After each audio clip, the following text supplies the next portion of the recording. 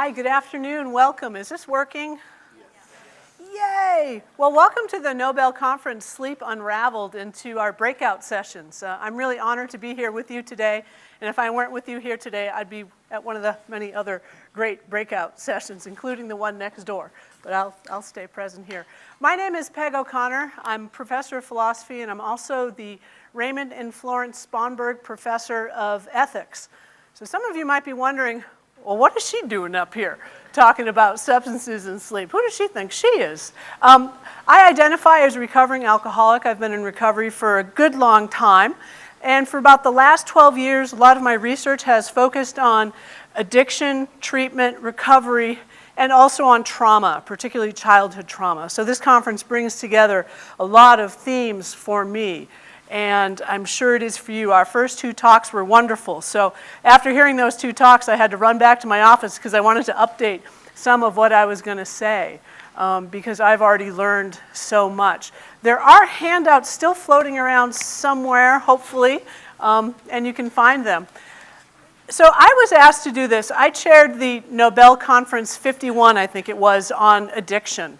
And that was really a wonderful honor, and it was also kind of a three-ring circus in its own way. If any of you were here, you remember we had a little controversy where one of the panelists said another panelist's work was bull blank, fill in the blank, during the question and answer, and it was rather contentious. And I think part of the reason it was contentious was the very subject matter, that there's a lot of silence about various substances. There's a lot of silence about addiction. It's still a source of great shame for some people. It's one of the reasons why I'm very out in my recovery, is to try to lessen that stigma. So the organizers knew that I had done the panel or the conference on addiction, and so they asked me if I'd be willing to do something, and I immediately thought, oh, of course. Alcohol and cannabis. Cannabis is now how they want us to refer to marijuana. So when you're my age and older, we just called it marijuana, but I'm trying to get with the program a little bit more. My students will laugh at me as I say things like that because they know I'm a little out of date. But then I realized alcohol and cannabis, the most commonly used substance is caffeine. 90% of US people consume caffeine every day. Nicotine, and then sugar. And you might say, sugar, what are you going on about? Well, sugar, a little preview of the topic for next year's Nobel is sugar. And one of the speakers, Serge Ahmed, works on animal models for sugar as an addictive substance. So there is a segue here. So next year is going to be great as well. And I know some of you have been coming to this conference for decades. And so I know you set your bar high, and we all try to meet that. So thinking about alcohol and the nightcap or the hot toddy. So I got interested in, when you've got a computer right in front of you, you can get on the internet and start Googling what are good nightcaps. I was just curious. And hot toddy, White Russians. Anyone else help me out with other kinds of nightcaps you've heard of? Manhattans, whiskey sours. Anyone else? Brandy Alexander, all of that. There's a belief that alcohol helps you sleep better. Alcohol may help you to fall asleep faster, but it disrupts your sleep. So it makes a false promise to you. So alcohol, in many ways in our culture, gets a pass. We think of coming of age, being able to drink as a rite of passage. It's a sign of maturity. And so one of the things that we see, and this may be coming from a lifelong consumption pattern, is that many older people are drinking more. And it's interesting. In senior populations, we talk about alcohol consumption in the same way we talk about collegiate drinking. So seniors in age, seniors in college, you have something in common. We talk about high-risk drinking. And high-risk drinking for seniors is having more than 7 drinks in 1 week. And we also talk about binge drinking with seniors. So if you are a senior citizen, and let's just say 65 and above, High-risk drinking counts as having more than 3 drinks in one setting. Wow. I mean, that's not much. I mean, if you were younger and you drank more, it's like, oh, I'll have a cocktail, and then we have some wine at dinner, and then I'll have the nightcap. But alcohol, as I said, may help you to fall asleep faster, but it disrupts your sleep. And as we heard from Dr. Stickgold, as we heard from Dr. Segal, that when we don't reach that blessed state of REM sleep, we invite a whole host of physical problems. Everything from, lapses in memory to fatigue, motor skills that decrease over time. We wake up feeling fatigued, but yet we still think that alcohol is going to help us. So the great American philosopher and psychologist William James, he has this wonderful quotation that I've used in some of my other work. He says, I have to think of this exactly right because I'm terrible at quoting. Something along the lines of, alcohol's happiness is an illusion, and 7 other devils come in return. He describes alcohol as being treacherous. And I think alcohol is treacherous to many people. And so what I'm trying to say here, it has nothing to do with whether you struggle with addiction. Your ability to process alcohol changes over time as you age. And a demographic that has one of the sharpest increases in problems with alcohol are older women. So what's happening with that? Women's biology works against us. So I'm going to say this to all my female students here. Our biology works against us because we have less water than men. So alcohol concentrates more quickly in our organs than it does in men. Women never get into a one-on-one drinking contest with a guy. Most often you are going to lose. But as we learned just this morning, when alcohol concentrates in our organs, it causes all kinds of problems. So it causes nausea, upset stomach, kind of agitation, all these sorts of things. And yet, so many of us can't sleep. We look for that easy substance, which is alcohol. Alcohol is everywhere. But now it gets a little more complicated.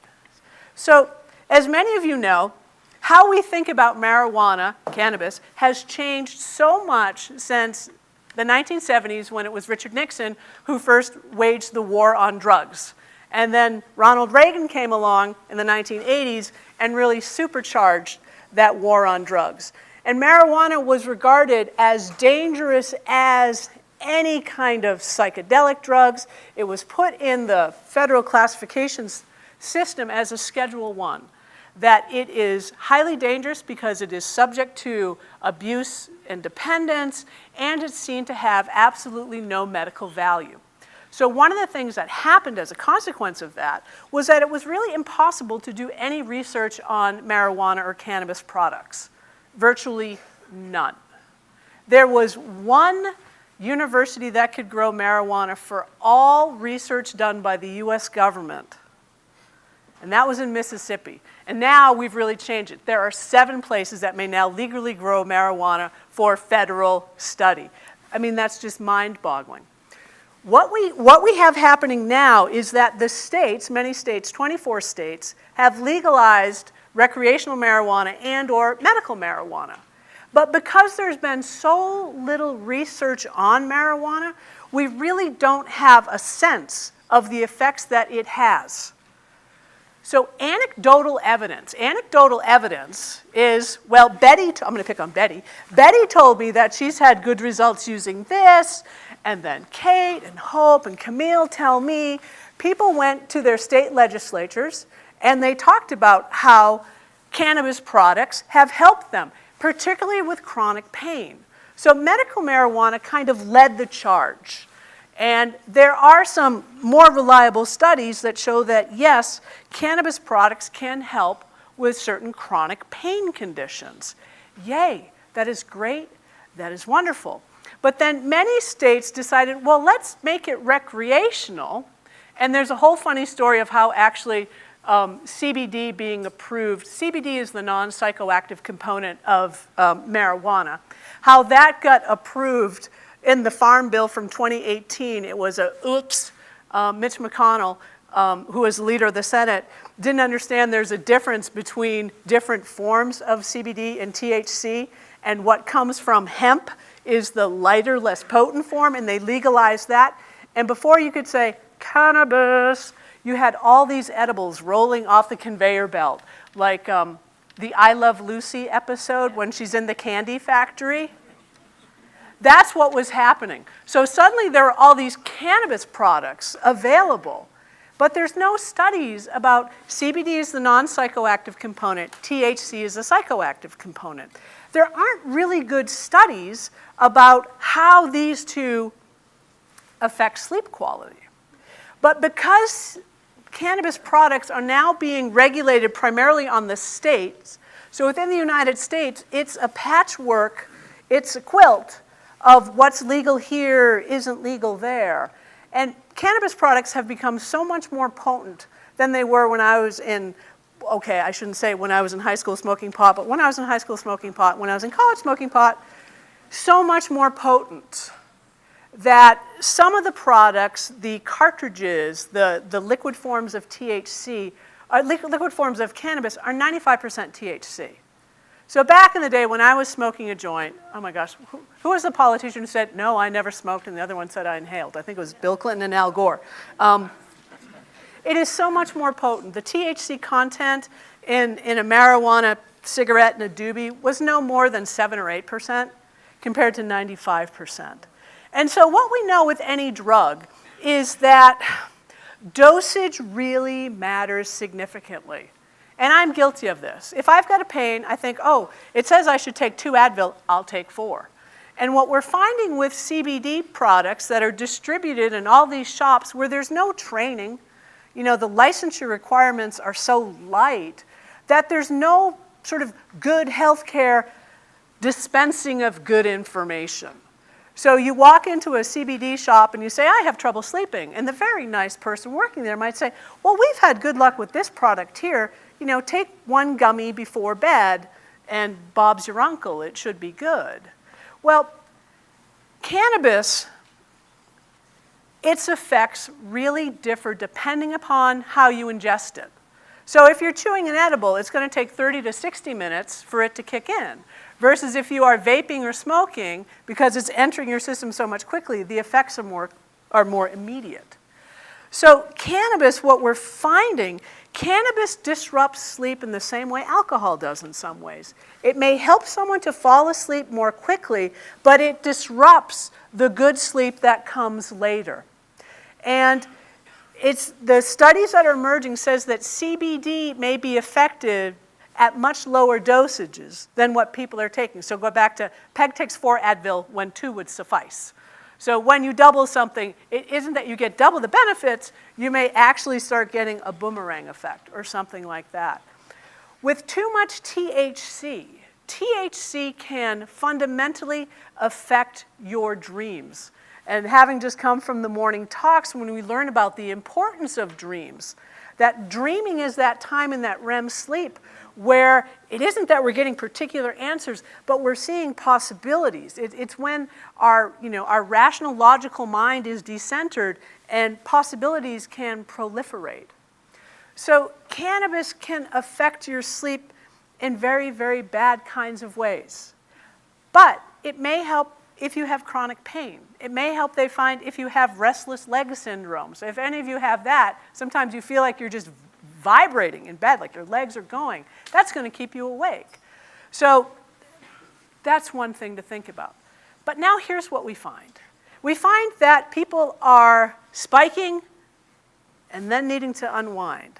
Rev up and then needing to unwind. So this is where we turn our attention to 2 common stimulants. And it's really kind of mind-boggling to think about. Many of us walk through our days trying to strike that balance of being alert and being sharp, but now it's time to wind down and go to sleep. So what we find is that, as I said, caffeine is the most popularly consumed substance. 90% of US people consume caffeine in some ways.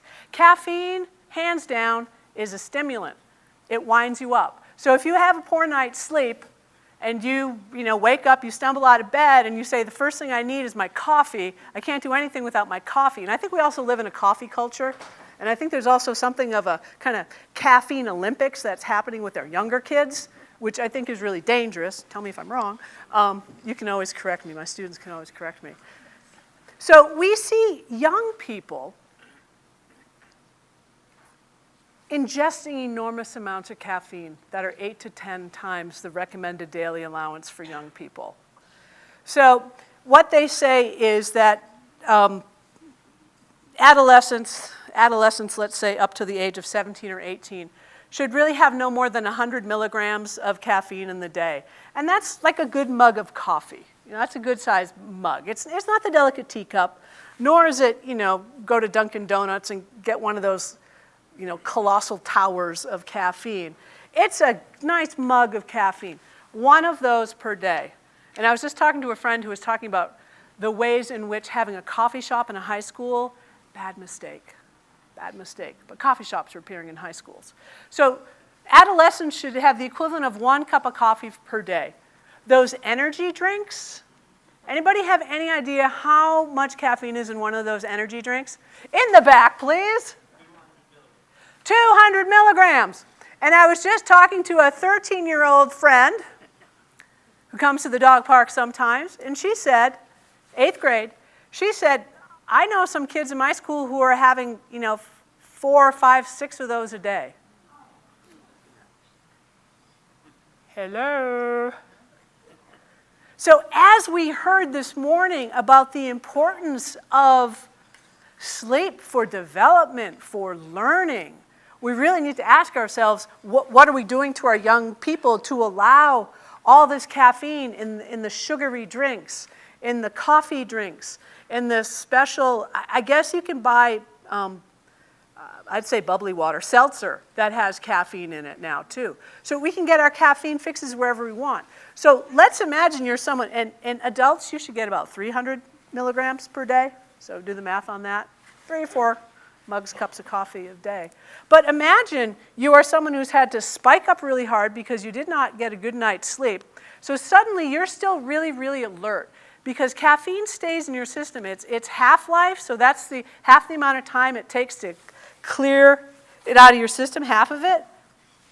That's 3 to 5 hours. So I know for me, when I was drinking caffeine, I've never had a cup of coffee in my life. Weird. But I got mine through Diet Coke. Bad. But as I got older, I started to realize I can't have Diet Coke past 3 o'clock in the afternoon, and then it was 2 o'clock, and then it was 1 o'clock, and then finally I was like, this has got to end. Because caffeine withdrawal is absolutely brutal. Has anyone done it? Oh my God, your head feels like it's been used in a polo match. You just want to say, take it off. So of course, people have a disincentive. Who wants to go through that kind of pain? So imagine, though, you're a young person and you've been pounding these caffeinated drinks until, bedtime. Well, you're not going to sleep anytime soon. And so thus begins that cycle. So if alcohol is particularly bad for older people, caffeine is its flip side. It's bad for younger people. But again, those kind of spikes. And so adults, when they get in the working world, can legally spike because they are, age eligible to drink. And that's another thing that we're finding. So, oh gosh, I need to unwind in some kind of way because I've been so wound up all day. Well, here comes the cannabis, or here comes the alcohol, or here comes both. That's the other thing we're seeing. Here comes both. And so the order in which one consumes these substances matter. So if you have, imagine, set the stage. It's bedtime. And you've just had a nice nightcap. Let's say you've enjoyed the other thing I saw was a tiramisu White Russian. I can't even imagine what that is, but I know what tiramisu is. I kind of know what a White Russian is. Putting them all together. Or there is also the frozen coffee martini. Let me make sure I've got all these things right. So let's imagine you've had your nightcap and you're still not falling asleep. You, being like Peg, think, well, more is always better. Maybe you decide, well, let's say I'm going to vape a cannabis product. Alcohol affects cannabis in a certain way. Alcohol consumed before cannabis amplifies the effects of cannabis, THC in particular. So there's this new expression. Have you heard greening out? Blacking out is what we talk about when we drink, to the point of we're still upright, we're walking and talking, and we're doing all kinds of things, but we don't have any memory of it when we come to the next day. Greening out is overdosing on cannabis products, particularly the THC, where it results in nausea, dizziness, spinning, severe upset stomach, heart racing, and excessive sweats. Don't you think that might keep you awake at night? Yeah. And what happens if you have cannabis before alcohol? Not too much. I don't know too much about that. There's not as much out there about that.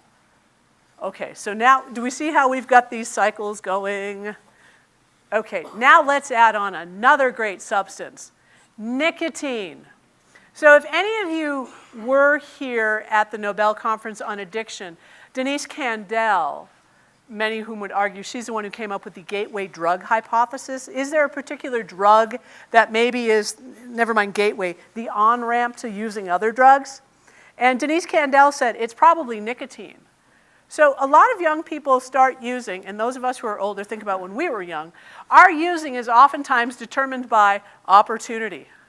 So I was lucky or not, and I grew up in a household where there was always plenty of alcohol and there were plenty of cigarettes. My parents smoked and drank and we had parties. I mean, I could do whatever I wanted to do. And nicotine may be the gateway drug, Denise Kandel said. And nicotine, like caffeine, is a stimulant. So any former smokers here or present smokers here? So when you'd have that first cigarette, that first inhalation, did it just kind of feel a little bracing? It felt good. It felt like, ah, yes. So we know with any drugs, the earlier you start using them, the more likely it is that you will begin to have a problem with them. And so nicotine is a stimulant. I was talking to my brother the other day. He was an attorney. And I said to him, how did you get through law school? I'm doing this talk on substances and sleep. And he said, oh my God. In law school, we didn't sleep because we would sit and study in the smoking section of the library, and we would smoke and just pound coffee for hours and hours and hours because caffeine and nicotine together sharpen focus. Now, when you're a young person, who doesn't want to have sharpened focus? You want that. But nicotine as that stimulant will keep you awake.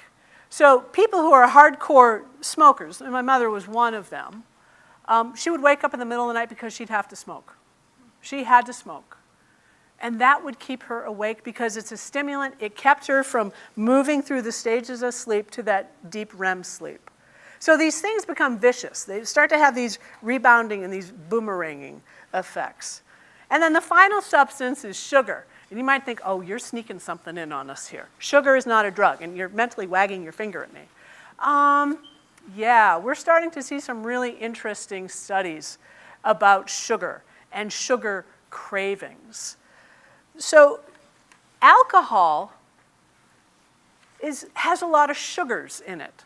And refined sugars, like in your favorite Pop-Tarts and your other baked goods and your candy bars, have a lot of refined sugar in them. Refined sugar here is the enemy. It's not the natural sugars that are in your fruit. Because your fruit have lots of fiber in it, and the fiber tends to slow the absorption. And so, if you're going to have an apple before bed, I say good for you. If you're going to have a big sugary Pop-Tart before bed, I'm going to say it's not going to work out so good for you at some point. Because sugar is so high on the glycemic index that it causes a spike in blood sugar, and then your system kicks in, the insulin kicks in to try to lower those sugar numbers. So here comes, the sugar crash, if you've ever had that. I had one the other day, bad. And then, your blood sugars start rising again. What a lot of refined sugars do is they interrupt your body's ability to naturally lower sugars. You become insulin resistant in a kind of way.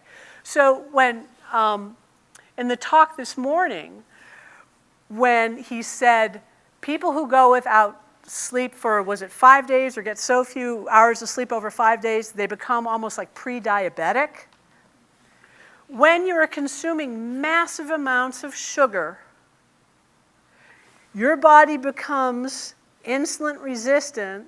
Your body can't do what it's normally capable of doing. Now, there's type 1 diabetes where people who don't produce enough insulin on their own. That's a different animal. What we're seeing with type 2 diabetes is a lot of that is driven by the omnipresence of sugar in our foods. So those sugars really affect our ability to sleep. And so then when we can't sleep, we may pick up one of those other substances to try to help us unwind, to help us relax, and all of these things. So, these substances, I'm not going to categorically say they are bad. I am categorically going to say that it really matters when, how, and why you're consuming them. What do you want to get out of them? So many years ago, back, do I want to say this? Yes, I think I do want to say this. So back in the 1970s, when psychedelic drugs were really regarded as the most awful thing ever, even though there had been a pretty rich medical research program of psychedelics and how they might be able to treat really very difficult cases of alcoholism or PTSD or other kinds of depression and other things like that. Once the war on drugs come, psychedelics get put into that Schedule 1. There were some, and Timothy Leary set back psychedelic research by 50 years. But he and others came up with this notion of drug, set, and setting. So the drug, what's its chemical composition, and how pure is it? And how is it used? That's drug. Set is a person's physiology, it's their mental health, it's their reasons for using, it's their cultural identities, because some substances are very closely tied to cultural identities, for example. So when we think of peyote, for example, with Native American tribes. And then setting is the physical, moral, social, economic climate in which someone is using. And what they started to say was the effect of psychedelic drugs is very much of a consequence of the interaction of those three things. And then other researchers came along and said, you know what, that's true for every single drug or substances. That its effects and the meanings that you make of it are a consequence of drug, set, and setting. So I say that so people can think about, well, okay, what is in this drug? And with cannabis, because we know so little about it, we don't know the conditions under which many of these products are created. We don't know much about its purity, that when the government does step in and do various kinds of measurements for quality control, it may say it's only this percentage of THC, but really it's that percentage of THC. So purity issues come to mind in a way they don't with alcohol unless you're brewing your own, and that's another topic. So to think about how good is this drug, and why am I using it? What do I want to get out of it? What do I want to have happen when I use it? And then what is the setting? What is the bigger picture in which I'm using these? And so while something like cannabis in many cases may short-term help, there is that boomerang. So my hope today in spending time with you here is to just give you some more language and vocabulary to think about these common, ordinary substances that we're surrounded with all the time, that sometimes we just consume without great thought, to think about it. And so to say, maybe if you are suddenly having a problem with not sleeping, and we think about at college, so much has changed, but what's changing in your set and what's changing in your setting? And then how does having that caffeine or having those, sugary beverages or sugary treats, how that might be affecting you? And for the older population, of which I include myself, we think about, but I've always been able to have a drink and it's never affected me. To think about how our own bodies change and what worked 10 years ago, maybe worked a year ago, no longer works so that people can make better decisions and healthier decisions. You know, my fear is that we don't see a lot of the cost, we don't see the expense, the toll that our use of these substances take. So I'm not saying never have a cupcake or, you know, never enjoy that White Russian tiramisu. You have to tell me what it is and how it is. And if cannabis has worked for you and you understand its limitations and its concerns, that it works for you and that you continue to use it safely and appropriately. But, you know, I'm a teacher by trade, and so my job is to always just give people more concepts to think about, some facts, and maybe help draw some connections between different things.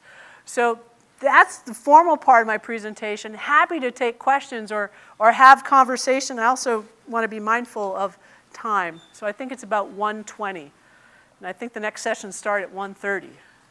Is there somewhere that there's some regulation at all about THC?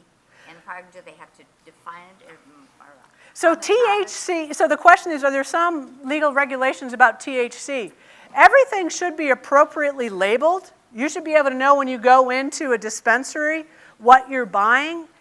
But because there's no federal oversight, there's very little quality control. You do not know. And that's always the risk. So unless and until you find a reliable dispensary and you found that their products work for you, for me, it's always good to have a good, healthy dose of skepticism and to be careful. Yes? What's the difference in the economy of marijuana? So what's the difference between places that is legal to sell marijuana and places that is? So the different localities can set the terms of where there may be dispensaries, and many cities are saying, well, yes, we legalized it, but we don't want it in our neighborhood. So there's also, I think, a limited number of licenses that can be held by any one person or can be held within a particular community. But, you know, the illegal ones, I think, are the ones we probably are fairly familiar with. I mean, it's how those of us who are older and still procured it, it's like, oh, yeah, my friend's cousin, boyfriend, former best friend, yeah, he's got some, and then God knows what you were getting. Yeah. Okay, so I'm a resident advisor at my college, and, like, cannabis and, like, smoking weed has been, like, obviously being more used now, and, like, I guess, what are the costs of, like, I don't know, what are your thoughts on, like, the psychosis, like, side of it and, like, sleep deprivation and, like, signs to, like, look for? Sure, good question. So the question was about being a resident advisor in a college dorm, but know that even where states where cannabis is legal, colleges receive federal dollars, so it should not be allowed on college campuses. So that's point one, but we all know it's happening anywhere. With respect to psychoses, a person becomes unresponsive. You can just tell that they're not, if they are still awake, that they are not thinking in any kind of rational way. How much are they sweating? Is their heart racing? I mean, do they look like they're crawling out of their skin in a kind of way? Or do they look, you know, pretty totally flat of affect? That's the thing. Cannabis can have so many different effects that it's hard to tell what is an overdose on THC. Yeah. Maybe one last. I really want to be respectful of the time. Man in the back of the hat. Yes, I have a friend who's 80 years old, couldn't sleep, and so he decided I'll go on marijuana. So he went on marijuana, and he can sleep now very well. He's very happy. Marijuana for 1 month, then he has to go out because it's no longer effective. Then he goes on melatonin for a week, and then he does his cycle. Is that a viable situation? Not a physician. I will say that. Let me be clear, doctorate in philosophy. But that's the thing. We build tolerance. We build tolerance. So what maybe had worked a month ago, we find we start needing more in order to maybe to reach that sleepy threshold, but then that may affect the quality of our sleep later. And melatonin, I know people are popping that like there's no tomorrow, but melatonin is pretty potent. And we still don't quite understand enough about that. But for people who have really persistent sleeping problems and who have tried everything, gone to every physician, do all the sleep hygiene that we're supposed to do and still can't fall asleep. I mean, they're on a journey that I think at some point you say, you have to try what you can and be willing to change course. And if, that's the hand you end up dealt with, that you have to bounce back and forth between these. Is it better to do that than get no sleep? I think I'd put my hand up for it's better to do that, but always do it mindfully. So I want to thank you. Thank you for being here. Enjoy the rest of the conference. Thank you, thank you.